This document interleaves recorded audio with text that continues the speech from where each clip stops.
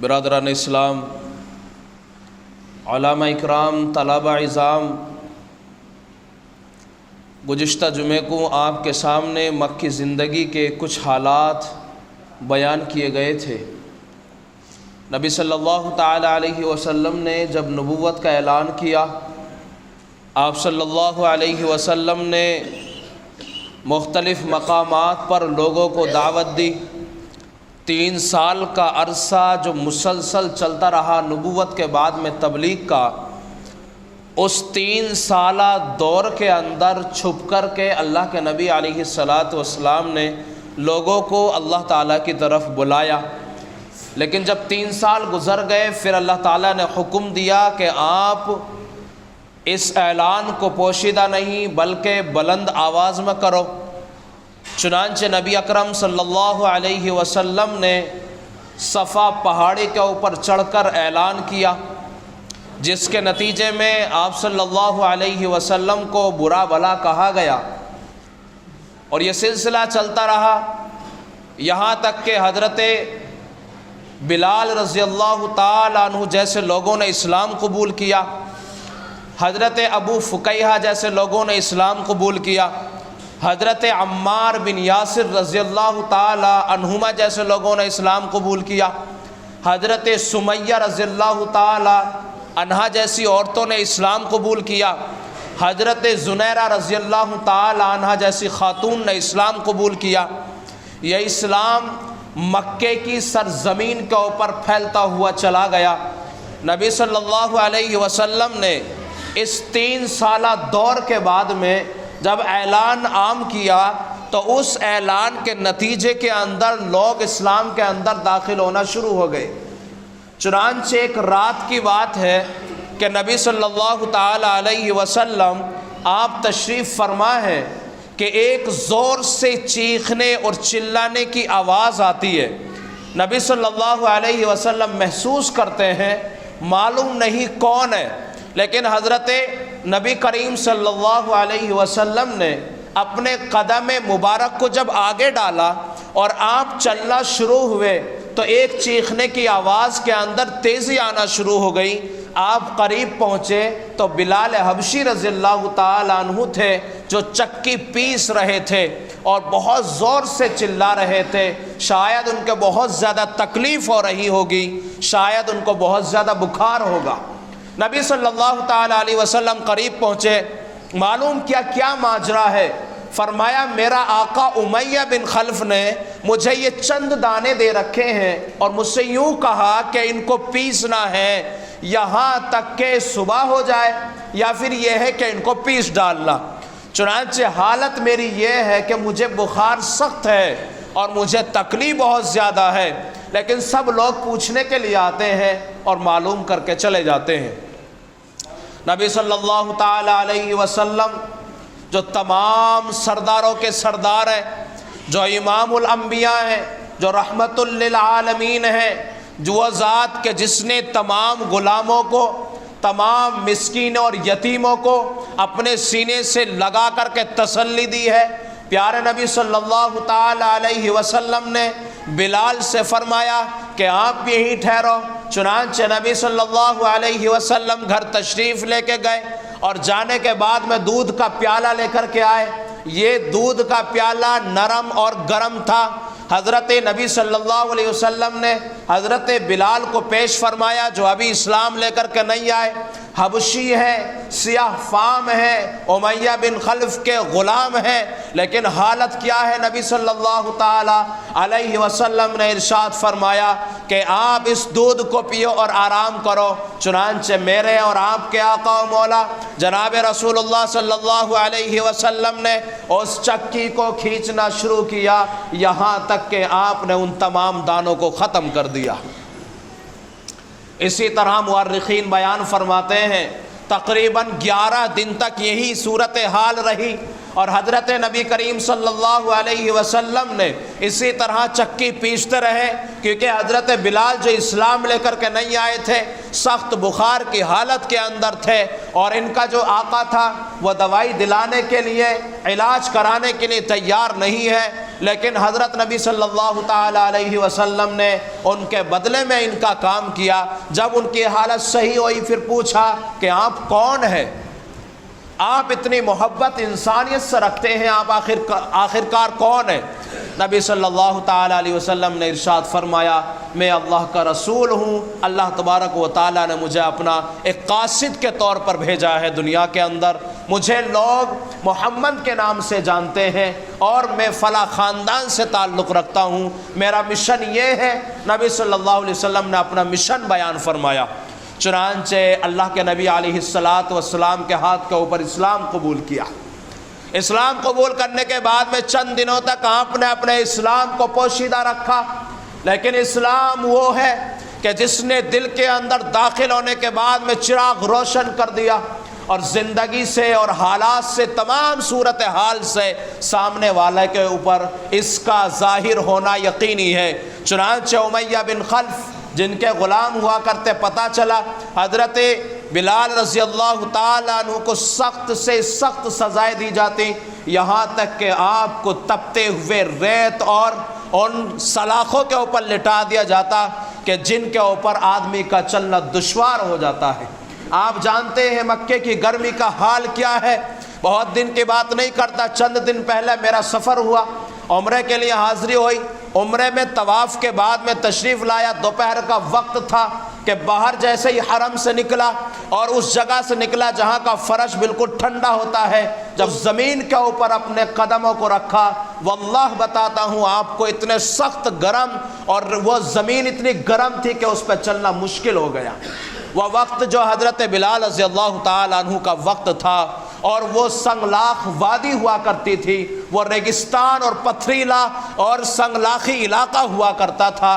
حضرت بلال رضی اللہ تعالیٰ عنہ کو اس کے اوپر لٹا دیا جاتا اور اس کے اوپر ایک پتھر کی چٹان بھاری رکھ دی جاتی تاکہ جنبش نہ ہو سکے، حرکت نہ ہو سکے، اپنی جگہ سے ہل نہ سکے، اور سخت تکلیف کا مظاہرہ کرنا پڑتا۔ چنانچہ یہ صورتحال حضرت بلال رضی اللہ تعالیٰ عنہ کی رہی، آپ کو تکلیف دی جاتی۔ کبھی امیہ بن خلف آپ کو مارا کرتا، تھک جایا کرتا تو ابو جہل کا نمبر آیا کرتا، ابو جہل تھک جایا کرتا پھر عتبہ کا نمبر اور دیگر لوگوں کا نمبر آیا کرتا۔ آپ کو اس کی اذیت اور تکلیفیں اتنا برداشت کرنا پڑتی، اس کے باوجود آپ اپنی زبان مبارک سے یوں فرمایا کرتے، احد احد۔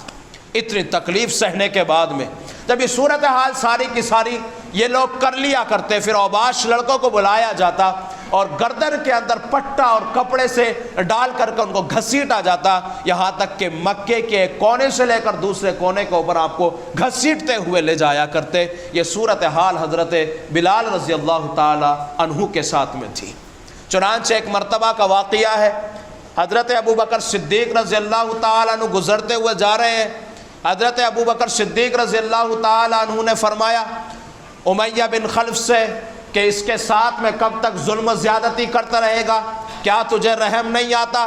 فرمایا کہ تم ہی ہو جو اسے آزاد کراؤ گے اور تم ہی ہو کہ جس نے اس کو بگاڑا ہے، ورنہ یہ پہلا ایسا نہیں تھا۔ تمہاری صورت کو دیکھ کے، تمہاری حالت اور کیفیتوں کو دیکھ کے یہ بگڑ چکا ہے۔ حضرت ابوبکر صدیق رضی اللہ تعالیٰ عنہ نے اس سے کہا کہ میرے پاس میں ایک سیاہ فام غلام ہے، ایک کالا حبشی میرے پاس میں ایک غلام ہے، اور وہ تیرے مذہب پہ ہے، وہ بھی مشرک ہے، چنانچہ میں اسے دے دیتا ہوں تو اس کو مجھے دے دینا۔ امیہ بن خلف نے کہا ٹھیک ہے۔ حضرت ابوبکر صدیق رضی اللہ تعالیٰ عنہ اپنے یہاں گئے اور اس غلام کو لے کر کے آئے، اور حضرت بلال رضی اللہ تعالیٰ عنہ کو لینے کے بعد میں حضرت ابوبکر صدیق رضی اللہ تعالیٰ عنہ نے پھر حضرت بلال رضی اللہ تعالیٰ عنہ کو آزاد فرما دیا۔ یہ حضرت بلال رضی اللہ تعالیٰ عنہ کی وہ داستان ہے جو مکے کی سرزمین کے اوپر ہوئی۔ حضرت عمار بن یاسر، عمار یہ یمن کے رہنے والے تھے، ان کے باپ یاسر تھے جو مکہ آئے تھے۔ یہاں پر آنے کے بعد میں ابو حذیفہ مخزومی، اس کی ایک کنیز تھی جس کا نام سمیہ تھا، سمیہ کے ساتھ میں یاسر کا نکاح ہوا۔ نکاح کے نتیجے میں اللہ تعالیٰ نے ان کو ایک بیٹا عطا فرمایا جس کا نام عمار تھا۔ حضرت عمار رضی اللہ تعالیٰ عنہ جب اسلام قبول کر چکے، آپ کو اتنی سخت تکلیفیں دی جایا کرتی، آپ کو انگاروں کے اوپر لٹایا جاتا اور لٹانے کے بعد میں قدم رکھ دیا جاتا اوپر سے ان کے اوپر تاکہ وہ ہل نہ سکے۔ اور اتنے ان کے جسم سے خون بہتا اور چربی پگھلتی یہاں تک کہ وہ انگارے بجھ جایا کرتے۔ یہ مسلسل چلتا رہا ان کے ساتھ میں۔ حضرت عمر فاروق رضی اللہ تعالیٰ عنہ کے دور خلافت میں حضرت عمر فاروق رضی اللہ تعالیٰ عنہ نے حضرت عمار بن یاسر سے پوچھا کہ ذرا اپنی داستان سناؤ، وہ کہانی سناؤ، آپ کے ساتھ میں کیا ہوا؟ اپنی پیٹھ کھول کر کے دکھائی تو معلوم ہوتا تھا کہ یہ برس کے دھبے ہیں، سفید سفید دھبے پڑ گئے تھے۔ یہ حضرت عمار بن یاسر رضی اللہ تعالیٰ عنہ نے اس اسلام کی خاطر اس قدر پریشانیوں کا سامنا کیا ہے۔ آپ کی ماں حضرت سمیہ رضی اللہ تعالیٰ عنہ جو اسلام کی سب سے پہلی شہیدہ ہیں، اور سب سے پہلے اسلام کے اندر اگر کسی خاتون کی شہادت ہوئی ہے تو وہ حضرت سمیہ رضی اللہ تعالی عنہا تھی۔ ابو جہل نے آپ کو اس قدر مارا کہ ان کے ایک برچھی ماری شرمگاہ کے اندر وہ فوراً اللہ تعالیٰ نے اپنے پاس بلا لیا اور ان کی وفات ہو گئی۔ حضرت سمیہ رضی اللہ تعالی عنہا کتنی پریشانی کے عالم کے اندر اسلام کو قبول کرتی ہیں، اور اسلام قبول کرنے کے بعد میں آپ کے اوپر کیا حالات گزرتے ہیں آپ اس سے اندازہ لگا سکتے ہیں کہ ابو جہل نے اس قدر مارا کہ آپ کی شہادت ہو گئی ہے۔ اور یہ تو ایک کنیزہ کا اور ایک خاتون کا واقعہ ہے، ہزاروں خاتون ایسی گزری ہیں جنہوں نے اس اسلام کی خاطر اپنی جانوں کو قربان کر دیا ہے اور موت کو اپنے گلے سے لگا کر کے اسلام کی سربلندی کے لیے اپنے خون سے اس اسلام کی سچائی کی ہے۔ چنانچہ حضرت سمیہ رضی اللہ تعالی عنہ مکے ہی کے اندر شہید ہو گئی ہیں۔ حضرت ابو فقیہہ آپ کے اوپر کیا کچھ نہیں گزرا۔ حضرت زبیر بن عوام جو اسلام لے کر کے آئے، جو آپ صلی اللہ علیہ وسلم کا پھوپھی زاد بھائی بھی ہیں، کس قدر تکلیف کا سامنا کرنا پڑا ہے آپ کو کیا بتایا جائے۔ ابو بکر صدیق رضی اللہ تعالیٰ عنہ جو مکے کے معزز لوگوں میں شمار کیے جاتے تھے، لیکن اسلام قبول کرنے کی پاداش میں آپ کو صحن کعبہ کے اندر مارا جاتا ہے۔ حضرت عثمان بن عفان رضی اللہ تعالیٰ عنہ جو بڑے معزز اور بڑے مالدار گھرانے سے تعلق رکھتے تھے، آپ کا چچا آپ کو چٹائی میں لپیٹنے کے بعد میں ناک کے راستے سے دھواں چڑھاتا ہے۔ آپ کے ساتھ میں کیا کچھ نہیں کیا گیا۔ یہ مکے کے وہ سرزمین ہے جس کے اوپر مسلمانوں کو بڑی اذیت سے سہنا پڑا۔ یہ بہت زیادہ لمبا زمانہ نہیں ہے، یہ بہت تھوڑا سا زمانہ میں آپ کے سامنے بیان کر رہا ہوں۔ نبی صلی اللہ تعالی علیہ وسلم کے اوپر ایمان لانے والوں کا یہ حال ہوتا تھا۔ حضرت عمر فاروق رضی اللہ تعالیٰ نبی اسلام لے کر کے نہیں آئے تھے، آپ کے گھر کی ایک کنیزہ تھی، اسلام قبول کر لیا اس نے۔ حضرت عمر فاروق رضی اللہ تعالیٰ عنہ اس کو اتنا مارا کرتے کہ تھک جایا کرتے، اور یوں کہا کرتے، یوں میں سمجھنا کہ مجھے رحم آ گیا تیرے اوپر، بلکہ میں نے تجھے اس لیے چھوڑ دیا ہے کہ میں تھک چکا ہوں مارتے مارتے، میرے ہاتھ دکھ گئے ہیں تجھے مارتے ہوئے، اس لیے میں نے تجھے چھوڑا ہے۔ یہ کنیزہ کہا کرتی کہ عمر اگر تو نے اسلام قبول نہیں کیا تو یاد رکھنا اللہ کے یہاں میں تجھ سے بدلہ لے کر آؤں گی، تجھے بدلہ دینا پڑے گا دنیا کے اندر، اور آخرت میں تو یقیناً دینا پڑے گا تجھے، کیونکہ حساب اور کتاب تو ہر شخص کا ہونا یقینی ہے، لازم ہے۔ یہ صورتحال مکہ کے ان لوگوں کی تھی جو اسلام قبول کرتے تھے۔ حضرت ابو ذر غفاری رضی اللہ تعالیٰ عنہ قبیلہ غفار سے تعلق رکھتے تھے، آپ 7ویں نمبر کے مسلمان ہیں جنہوں نے 7ویں نمبر پہ اسلام قبول کیا۔ آپ جب مکے کے اندر آپ نے تذکرہ سنا، پیچھے سے سنتے ہوئے آ رہے تھے، نیک سیرت تھے، بڑے بزرگ تھے، لیکن حالت اور کیفیت ان کی یہ تھی کہ وہ ایک مذہب کو تلاش کر رہے تھے جو ان کے دل کو سکون پہنچائے، ایسا مذہب ان کو چاہیے تھا۔ یہ مکہ کے اندر تشریف لائے۔ حضرت نبی صلی اللہ علیہ وسلم کے بارے میں ان کو معلوم ہوا، جب مکے کے اندر داخل ہوئے تو یہاں پر بتایا گیا کہ نبی صلی اللہ علیہ وسلم آپ کو مکے کے اندر ملیں گے۔ چنانچہ حضرت نبی صلی اللہ علیہ وسلم کے دست مبارک کے اوپر اسلام قبول کیا، اور آپ نے کہا کہ میں بے باکی سے اعلان کرنا چاہتا ہوں کہ میں مسلمان ہو چکا ہوں۔ روکا گیا نہیں مانے، کیونکہ ایمان تھا، جوش پیدا کر دیتا ہے اسلام جس کے دل کے اندر اتر جاتا ہے جوش پیدا کر دیتا ہے۔ چنانچہ انہوں نے اپنا اعلان کیا اور کہا کہ میں مسلمان ہو چکا ہوں، اور میں محمد صلی اللہ علیہ وسلم کو بھی مانتا ہوں اور اللہ کو بھی مانتا ہوں۔ چنانچہ کفار کو پتہ چل گیا، آپ کو سخت مارا، اتنا مارا کہ آپ کو لہو لہان کر دیا۔ ان کے علاوہ کتنے سارے لوگ ہیں جنہوں نے مکے کی سرزمین کے اوپر اسلام قبول کیا۔ صہیب رومی، ان کے والد جن کا نام سنان تھا، کسرا کے حاکم ہوا کرتے تھے۔ یہ کسرا میں ایک جگہ ہے ابلا، وہاں کے یہ حاکم ہوا کرتے تھے، لیکن چونکہ اس کے اوپر ان کے خاندان وغیرہ کے اوپر جب حملہ کیا گیا، جس کے نتیجے میں یہ غلام بنا لیے گئے، اور یہ صہیب پھر روم میں جب غلام بنا لیے گئے تو پھر ان کو جو ہے عربی بہت زیادہ نہیں آتی تھی، لیکن ان کو کسی عرب نے خریدنے کے بعد میں مکہ کسی کو بیچ دیا، اور یہ حالت غلامی کے اندر تھے، لیکن پھر کسی نے آزاد کر دیا ان کو جو ان کا آقا تھا۔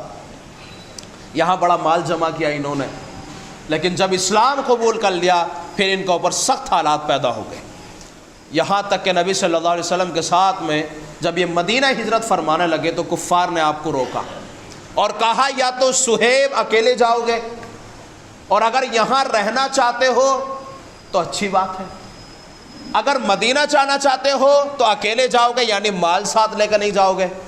فرمایا مجھے منظور ہے، مال سارا میرا لے لو، لیکن مجھے نبی صلی اللہ علیہ وسلم کے ساتھ مدینہ جانا ہے۔ حضرت صہیب رومی رضی اللہ تعالیٰ عنہ مدینہ منورہ جانے کے لیے اور نبی صلی اللہ تعالیٰ علیہ وسلم کی محبت کے اندر اپنے سارے مال کو قربان کر دیتے ہیں، ذرہ برابر اپنے پاس نہیں رکھتے، بلکہ سارا مال ان لوگوں کو دے دیتے ہیں جو آپ کو روکنے کی کوشش کرتے ہیں۔ حضرت عثمان ابن عفان رضی اللہ تعالیٰ عنہ جو آپ صلی اللہ تعالیٰ علیہ وسلم کے داماد ہیں، آپ کی بیٹی حضرت رقیہ رضی اللہ تعالیٰ عنہا جو نبی صلی اللہ تعالیٰ علیہ وسلم کی بیٹی ہے، جب مسلمانوں کو بہت زیادہ مکے کی سرزمین کے اوپر رہنا ان لوگوں کا مشکل کر دیا گیا، مکے کی سرزمین تنگ ہو گئی، پھر ان کو حکم دیا گیا کہ کچھ لوگ حبشہ چلے جائیں ہجرت کر کے اور وہاں رہنے لگ جائیں۔ ان میں 11 مرد تھے اور تقریباً 4 عورتیں تھیں جو سب سے پہلے مکہ سے ہجرت حبشہ کی طرف کی ہے۔ حبشہ کے اندر جو بادشاہ ہوا کرتا تھا وہ بڑا انصاف پسند ہوا کرتا تھا، اور عرب کا، قریش کا، خاص طور پر قریش کا بڑا گہرا تعلق تھا، اور قدیم زمانے سے یہ لوگ وہاں تجارت کرتے آ رہے تھے، اس لیے ان کو معلوم ہوا کہ بھی ایسے ایسے وہاں مسلمانوں کا ایک لشکر ہجرت کر چلا گیا ہے۔ چنانچہ ان میں سے کچھ لوگ وہاں پہنچے اور جانے کے بعد میں تمام صورتحال کو بیان کیا کہ کچھ لوگ ہمارے وہاں سے تمہارے یہاں آ گئے ہیں۔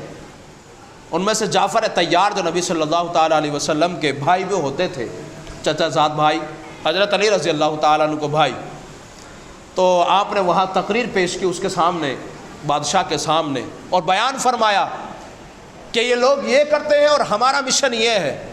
وہ چونکہ عیسائی تھا، اس نے کہا آپ سچ کہتے ہیں۔ جب انہوں نے ان کے سامنے وَإِذَا سَمِعُوا مَا أُنزِلَ إِلَى الرَّسُولِ تَرَىٰ أَعْيُنَهُمْ ان جیسی آیتیں پڑھنا شروع کی تو وہ بادشاہ اور وہاں جو لوگ بیٹھے ہوئے تو سب رونے لگ گئے اور کہنے لگے یہ جو مذہب اسلام ہے یہ وہی ہے، اور یہ وہی پیغمبر کے ماننے والے ہیں کہ جن کا تذکرہ ہماری کتابوں کے اندر موجود ہے۔ لہٰذا ان لوگوں کو جو وہاں پہنچے تھے ان کو منہ کی کھانی پڑی اور واپس آنا پڑے۔